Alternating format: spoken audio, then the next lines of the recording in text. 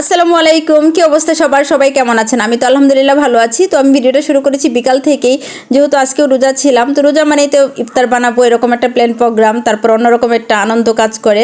তো এর মধ্যে বিকালে মেয়েটা বলছিল যে সে বিরিয়ানি খাবে, তো আমি তাড়াতাড়ি করে বিরিয়ানিও রেডি করে নিলাম। আর দেখা যায় বাচ্চারা যদি কোনো কিছু খেতে চায় বলে, ওটা না করে দিলেও কিন্তু অনেক বেশি খারাপ লাগে। তো আমি পরিমাণে অল্প করেই রান্না করে নিচ্ছি।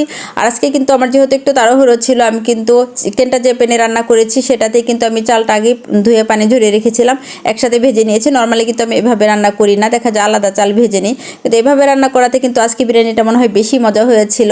আর আমি কিন্তু বিরিয়ানির ফুল রেসিপিটা আপনাদের সাথে শেয়ার করলাম না, কারণ অনেকবার বিরিয়ানির রেসিপি আমার পেজে দেওয়া আছে, আমার সবসময় আপনাদের সাথে শেয়ার করা হয়।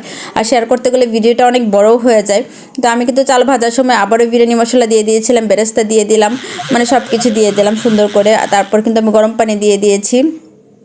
আর দেখা যায় যে ইফতারে কিন্তু আমার কাছে ভাজা পোড়াটাই ভালো লাগে, কিন্তু বাচ্চারা দেখা যায় তো তাদের রুচি থাকে একটু ভিন্ন। তো যাই হোক, আমার কিন্তু বিরিয়ানিটা বসিয়ে দিয়েছি, আর ওই দিক দিয়ে ভাজা পোড়ার জন্য সব কিছু রেডি করে নিয়েছি। ওইগুলো কিন্তু ফুল আজকে আপনাদের সাথে শেয়ার করলাম না, মানে টুকটাক করে করছি আর কি, কারণ এমনিতে ভিডিও বড় হয়ে যায়। তারপরে আসলে কেউ তো ভিডিও পুরোপুরি দেখতেই চায় না, ছোটো ভিডিও দেখতে চায় না, আর বড় ভিডিও তো কোনো কথাই নেই।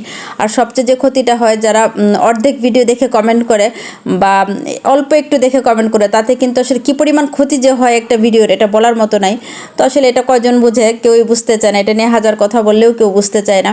এই তো আমার বিরিয়ানিটার ফাইনাল লুক একদমই কিন্তু হয়ে গিয়েছে। এখন আমি শুধু বেরেস্তা দিয়ে দিব। আর ওই দিকটা দেখা যায় বিকাল থেকে কিন্তু আসলে রান্নাবান্না শুরু করে দেওয়া হয় ভাজা পোড়া, তারপরে কিন্তু খুব বেশি তাড়াহুড়া শুরু হয়ে যায়, মানে কিভাবে জানি টাইমটা চলে যায়। তো এই তো আমার পেঁয়াজু দিয়েছিলাম, পেঁয়াজুগুলোও কিন্তু হয়ে গিয়েছে। আর এবার ভেবেছিলাম রমজানে মনে হয় ঠান্ডা থাকবে, তো আসলে শবে বরাতের থেকে কিন্তু গরম শুরু হয়ে গেল। তো রমজানে মনে হয় মোটেই ঠান্ডা থাকবে না, কিন্তু তারপরে দেখা যায় রমজান মাসটা ভালোই লাগে, সেটা ঠান্ডা থাক আর গরম থাক। রমজান মাসটা একটা অন্যরকম অনুভূতি, অন্যরকম ভালো লাগে, সেই ছোটোবেলা থেকে অনেক বেশি ভালো লাগে। আর এখন দেখি বাচ্চারা অনেক বেশি এক্সাইটেড থাকে যে কবে রমজান আসবে, রমজানে ইফতার খাবে, রমজানে আসলে কেনাকাটা করবে, ঈদ চলে আসে, সব মিলে বাচ্চারা অনেক বেশি খুশি থাকে। আর আমি কিন্তু কিছু আলুর চিপসও ভেজে নিয়েছি, এগুলো কিন্তু আমি হাতে বানিয়েছিলাম। আলুর চিপস অনেক সুন্দর হয়েছে, গতকালকেও ভেজেছিলাম, তো আজকে মনে হয় বেশি সুন্দর হয়েছে, কারণ কালকেই শুকানো হয়েছে। আর এদিক দিয়ে কিন্তু ডিম আলুর চপটাও হয়ে গেছে, আমি বেগুনি চপ পেঁয়াজু সবই কিন্তু একে একে ভেজে নিয়েছি, টুকটাক করে আপনাদের সাথে শেয়ার করছি। এদিক দিয়ে কিন্তু আমার মেয়েটাও অনেক হেল্প করে, দেখা যায় শরবত বানানো, তারপর আমার সাথে টেবিলে সব কিছু এগিয়ে দেওয়া, মোটামুটি মাসাল্লাহ টুকটাক পারে, মানে অনেকটাই হেল্প। তো আমি কিন্তু সব টেবিলে সুন্দর করে গুছিয়ে নিয়েছি।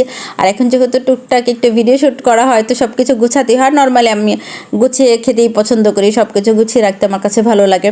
এই তো আমার সব কিছু সুন্দর করে গুছিয়ে আমরা কিন্তু ইফতার করে নিয়েছি। তো যে যেখান থেকে আমার এই আজকের ভিডিওটি পুরোপুরি দেখেছেন একটু না টেনে, তাদেরকে অসংখ্য ধন্যবাদ, তাদের জন্য আসলে অনেক অনেক শুভকামনা। তো এই তো এই আমাদের ইফতারের আয়োজন আজকে এরকমই ছিল। তো যে যেখান থেকে দেখেছেন ভিডিও, সবাইকে আবারও ধন্যবাদ, ভালো থাকবেন সবাই। আর ভিডিওটি যদি ভালো লেগে থাকে একটা লাইক কমেন্ট শেয়ার অবশ্যই দিবেন। ইনশাআল্লাহ নেক্সট টাইম অন্য কোনো ব্লগে। আল্লাহ হাফেজ।